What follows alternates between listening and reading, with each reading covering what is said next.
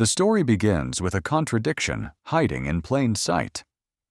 Walk into any modern garden after a few rainy seasons, and you'll see boards cupping, planks gray and tired, and fence posts soft at the base like stale sponge cake. Modern wood, even pressure-treated, often seems to give up the fight within a handful of years. Yet medieval timber structures, some more than 600 or even 800 years old, still stand with beams firm enough that archaeologists sometimes joke they need to sharpen their tools before cutting into them, which raises the simple, uncomfortable question: how did medieval people create wood that refused to rot? The common assumption is that they must have used some mythical old-growth forests, trees with rings so tight and resin so thick that they were practically iron. And yes, medieval timber was different at the biological level. But the truth goes deeper, much deeper. What the medieval craftsman did to wood before it ever became part of a building is where the real magic happened. There's a whole chain of actions, decisions, and rituals, some of them almost invisible in surviving records, that shaped how that wood behaved for centuries. When you stack them together, you get a far more interesting picture than a simple story about old-growth forests. You get a lost system, a whole world view of preparation, timing, chemistry, and patience. And once that system disappeared, so did the extraordinary wood. The story starts in the forest. Medieval woodcutters didn't just take any tree that was standing tall. They believed trees had seasons of strength and seasons of weakness. Winter felling was the foundation. A tree cut while the sap was low behaved differently than one taken in summer. Sap isn't just moisture. It's sugars, starches, and biological compounds that feed fungi. Cut the tree when sap is heavy, and you're basically handing rot the first meal it needs to set up shop. Cut it when the tree is dormant, and it enters the world of construction already harder to infect. Medieval craftsmen didn't know the microbial science, but they saw the results over generations. A winter-felled oak beam resisted decay better. A pine plank cut in the wrong season twisted or molded. Trial and error taught them timing, and timing became law. It's the kind of rule that sounds quaint today, until someone tries it and sees the difference firsthand. Then there's the trees age. Medieval forests weren't plantations. They were true, dense woodlands where trees grew slowly under competition. The resulting timber developed tighter growth rings and higher natural durability. But even then, medieval builders were picky. They preferred heartwood over sapwood, especially from species like oak, chestnut, and larch. Heartwood isn't just older. It's loaded with natural protective compounds. Medieval hunting grounds and noble estates even had long-term timber management plans where people intentionally shaped forests for future construction. They were playing the long game, a very long game. But the most surprising part is how much work happened after the tree fell. And this is where the story shifts from forestry to craftsmanship. Green wood, meaning freshly cut wood, contains a lot of moisture. Medieval builders dried it, but they did so slowly. Today, lumber is kiln-dried fast to meet commercial demands, often stressing the wood and leaving microfractures that invite moisture later. Medieval air drying, sometimes taking years, created wood that settled into a stable shape naturally. It wasn't rushed. Timber frames were often built using beams that had been seasoning longer than the apprentices who eventually lifted them into place. Slow seasoning also allowed the surface to toughen. Protective compounds migrated outward. Microbial vulnerability reduced. The wood became denser by degrees. And because the medieval builder had no choice but to wait, the process became tradition. But there's another layer, something that feels almost like an accidental secret rather than a deliberate one. Medieval wood often came into contact with smoke, tannins, minerals, oils, and even the chemistry of the spaces where it sat drying. Smoke, for instance, was everywhere. Medieval households had open hearths with rafters stained almost black. These rafters survive astonishingly well today. Creosote from the wood smoke created fungicidal coatings long before anyone understood chemistry. The constant exposure acted as a preservative, the way smoking preserves meat. Not ideal for lungs, but wonderful for timber lifespan. Tannins are another hidden ingredient. Oak is naturally rich in them, but medieval workers boosted tannin penetration in clever ways, sometimes soaking wood in water from streams loaded with leaves or bog vegetation. Some regions even used special ponds where timber was submerged. At first, this seems absurd. Wood in water should rot. And yet some forms of long-term soaking leach out rot-prone sugars and replace them with minerals. Venice's famous wooden foundations survived centuries because submersion deprived decay organisms of oxygen, while minerals infiltrated the grain. In Northern Europe, bog oak formed naturally through this process. Medieval people recognized it as valuable. Stain it, polish it, build with it, and you get timber nearly as hard as stone. Heat, too, played a role. Not scorching, but gentle, prolonged drying near hearths or kilns. Heat treatment changes the chemical structure of some woods, making them more hydrophobic. Today, it's called thermal modification and sold as a luxury product. Medieval people discovered it simply by storing beams near warm spaces for years at a time.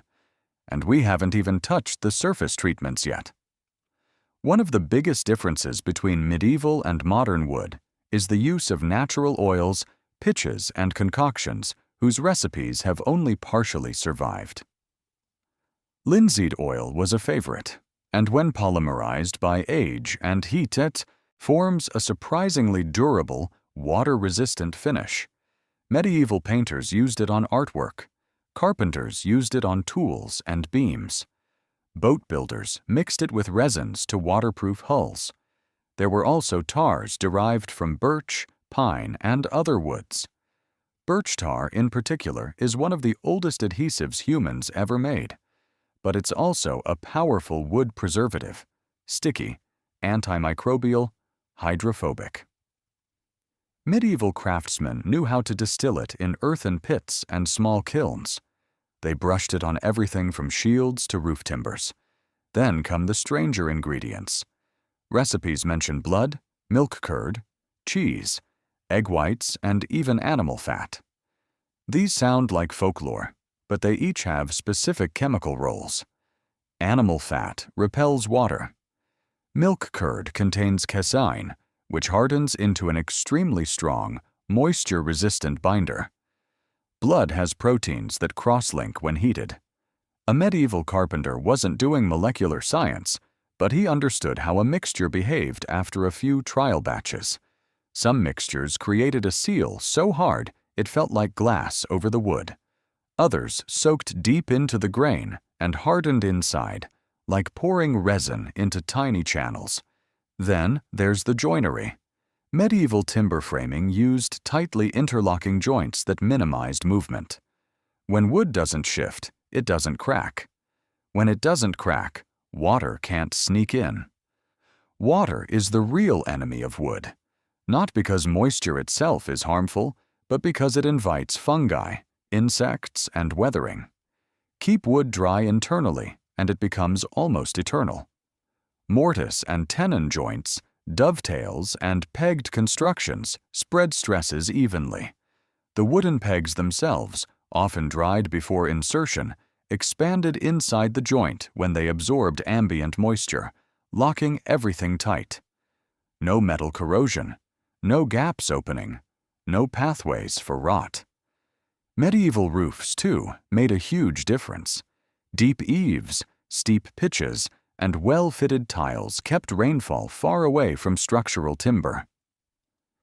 Today's modern square houses with shallow overhangs expose their siding and beams to the full force of weather. The medieval house basically sheltered its own skeleton. When you combine all of this, you get a kind of unintentional synergy. Winter-felled timber with high tannin content, slowly seasoned, exposed to smoke, treated with natural oils or tar, joined by carpentry that minimized stress, protected by deep overhangs and breathable plaster walls.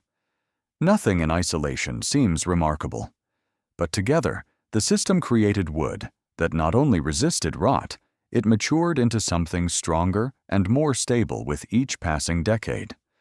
In some ways, wood from a medieval structure at 200 years old is better than the day it was installed. Now imagine this system falling apart over time. The shift begins in the early modern period. Population growth increased demand for timber faster than forests could regenerate. People felled trees younger. Then industrialization sped everything up. Kiln drying replaced seasoning. Fast construction methods replaced careful joinery. Natural preservatives gave way to chemical treatments designed to solve problems caused by the new shortcuts. Instead of preventing rot biologically, builders simply tried to kill it chemically. Modern treatments work at first, sometimes impressively, but they rarely penetrate deeply. They wear off. They rely on industrial coatings that break down over time. And because modern houses often trap moisture inside sealed walls, wood sites in damp, stagnant conditions medieval builders would never have tolerated. Meanwhile, the old methods became curiosities. Recipes with odd ingredients were dismissed as superstition. Slow drying was seen as inefficiency. Taking wood only in winter was labeled irrelevant. And by the time people realized what had been lost, most of the practitioners were gone. Yet something interesting is happening today. A small but growing number of builders and craftspeople are rediscovering medieval methods. They're experimenting with natural treatments. They're cutting timber seasonally. They're using heartwood and traditional joinery. And the results aren't just charming or quaint. They're remarkably durable. A timber-framed building made with medieval-style methods can last centuries with minimal maintenance. That's not nostalgia talking. That's proven history. Go to any preserved medieval village, and you can walk under beams that have endured war, storms, neglect, and generations of human life. They have survived longer than empires. The question is whether these rediscovered techniques will ever return to mainstream use. On paper, many of them are more sustainable than modern chemical treatments. They rely on natural materials, slow curing, and ecological forest management. But the problem is time. Everything medieval craftsmen did relies on patience. Years of seasoning, months of careful joinery, days spent preparing natural mixtures. Modern construction tolerates none of that. Everything must be fast, modular, cost-efficient. And so the curious paradox remains. We know how to make wood that lasts centuries. We simply don't choose to do it. But there's another angle to the story, something more philosophical, that seems worth exploring. Medieval people worked with wood as if it were alive even after it had been cut. They respected its natural directions. They oriented beams according to the tree's original growth. They understood grain not as a decorative detail, but as something with its own behavior. They didn't force wood into forms that increased stress. They adapted to the material instead of trying to bend it to industrial uniformity. In doing so, they created longevity almost by accident. Long life wasn't the goal. Function was. Durability was simply the reward for paying attention. Imagine a medieval carpenter standing in a half-built hall, tapping a beam, listening to its tone to judge moisture. He knows the beam's story, the forest it came from, the season it fell, the men who split and hewed it. Every piece of wood carries history, and because people understood that history, they chose methods that worked with the material's nature. Contrast that with today, where timber feels anonymous. Boards arrive wrapped in plastic. No one knows when they were cut, how fast they were dried, or which part of the tree they came from. We rely on labels, chemicals, and warranties instead of craft knowledge. And in exchange, we get wood that sometimes lasts 10 years before it needs replacing. There's a growing movement pushing back against this, not out of nostalgia, but practicality. Builders want houses that breathe and stay dry. Woodworkers want materials that don't warp. Architects want sustainability beyond buzzwords. And as more people examine the past with scientific tools, medieval techniques look less like folklore and more like engineering. Researchers studying beams from medieval barns and cathedrals find remarkably low moisture penetration, even after hundreds of years. They analyze surface residues and discover chemical markers of oils, smoke compounds, tannins, and tar. They measure density and find values comparable to modern hardwoods that spent their lives in climate-controlled conditions. One study examined timbers from a medieval granary exposed to the outdoors for centuries. The outermost few millimeters were weathered, as expected, but beneath that surface, the wood was nearly pristine. No fungal galleries, no soft fiber, no chemical treatments ever applied. That kind of natural longevity is rare today. Another interesting point is how medieval buildings were designed to work with weather rather than against it. They weren't sealed in the modern sense. Airflow mattered. Breathability mattered. Walls allowed moisture to escape instead of trapping it. When water can evaporate instead of getting locked in, wood stays dry internally, and dry wood simply doesn't rot. Imagine the sound of rain on a medieval roof. You can picture water cascading down wide eaves, falling clear of the walls. Inside, the air is warm and smoky. The beams are darkened but solid. They expand and contract gently with seasons, not violently, the way modern kiln-dried boards often do. This combination of good design, good material selection, and good surface treatment created a graceful aging process. Medieval wood didn't fight time. It aged into itself. Which brings us back to the central idea. Wood that didn't rot wasn't a single invention or recipe. It was an ecosystem of practices. And that ecosystem depended on patience, intimate knowledge of materials, and an acceptance that good work can't be rushed. If you ask modern woodworkers who've experimented with medieval-style preparation, many describe a kind of revelation. They'll season wood for years and notice how stable it becomes. They'll dunk boards in tannin-rich water and watch them darken and harden. They'll brush on layer after layer of boiled linseed oil, letting each one cure naturally, and suddenly the board behaves more like a plastic laminate than a piece of lumber. Some reenactors and experimental archaeologists even build replica structures using nothing but medieval methods. A decade later, those prototypes look better than modern sheds built the same year. They shed water well. They resist insects. Their joints haven't loosened, and they gain the deeper, richer color that only time and natural finishes can produce. The rediscovery isn't complete. Some recipes are lost. Some local traditions were never written down. And at least a few secrets probably died with the last practitioners centuries ago. But what remains is enough to rebuild the method if people want to. You could sum it up in a handful of principles. Cut the tree at the right time. Use the right part of the tree. Dry slowly. Let smoke, minerals, or tannins do their work. Use natural oils or resins for protection. Build joints that encourage stability rather than stress. Design buildings that keep water away from timber. Allow wood to breathe, expand, and age gracefully. Do these things, and the wood doesn't just resist rot. It almost becomes a different material. The final question is whether this lost art matters today. Some would argue that modern construction doesn't need to last centuries. Others point to environmental concerns, waste, the carbon cost of cutting forests every few decades. There's also a growing desire for authenticity in craftsmanship. Something about the medieval approach resonates with people who feel disillusioned by disposable materials.